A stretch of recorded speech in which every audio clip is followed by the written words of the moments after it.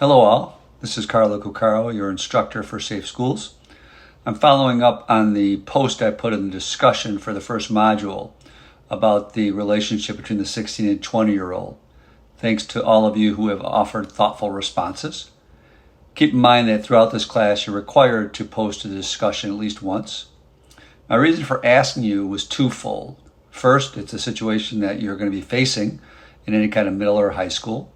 The other reason is to stress the importance of knowing the regulations and the laws and not just going with your gut instinct or a perception of what's right and wrong. Now, at the end of the day, you're not responsible for proving that abuse or maltreatment has occurred. Rather, if you suspect, you should call. With all that said, here's some guidance regarding the scenario. Let's see how your response compared. First, knowing the relevant laws. According to the NYCLU document, the statutory rape laws in New York criminalize sexual activity with minors under the age of 17, regardless of the minor's consent. This means a 16-year-old is legally unable to consent to sexual activity with a 20-year-old.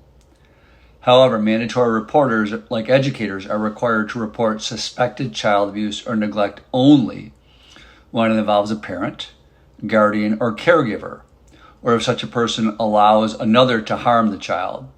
Since a 20-year-old is neither a caregiver, nor is there an indication the parents allowed harm, the scenario does not automatically require reporting under child abuse laws. So what would you do? First, make sure you consult with others, your supervisor, your administrator, discuss the situation thoroughly. This helps to ensure that any actions align with school policies and legal obligations. Then you want to assess for harm or neglect. Assess whether there's any evidence that the minor's parents are aware of and neglecting to address the situation, which could be considered as allowing harm.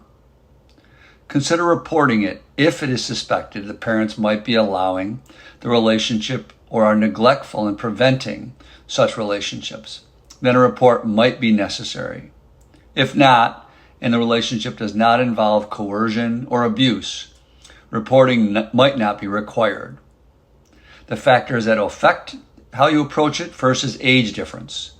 The minor's age and the age difference between the partner might influence the perception of the relationship's appropriateness and the potential for harm.